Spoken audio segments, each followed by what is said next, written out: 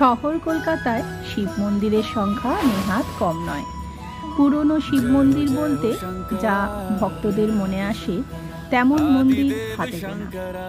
তবে যে কয়েকটি আছে তার অন্যতম হল নিমতলা অঞ্চলের দুর্গেশ্বর বা মোটা শিবের মন্দির।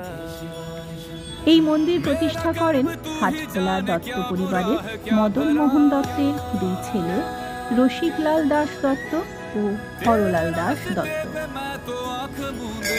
এই মন্দিরের গর্ভগৃহে রয়েছে বিশাল আকারের শিবলিঙ্গ, যার উচ্চতা প্রায় 2.5 মিটার। শিবলিঙ্গের মাথায় জল ঢালার জন্য সিঁড়িও রয়েছে এই মন্দিরে। মন্দিরটি ভক্তদের জন্য সকাল থেকেই খোলা থাকে। সকালে মন্দির খোলে ভোর 5টায়, তারপর থেকে 1 ঘন্টা খোলা থাকে মন্দির।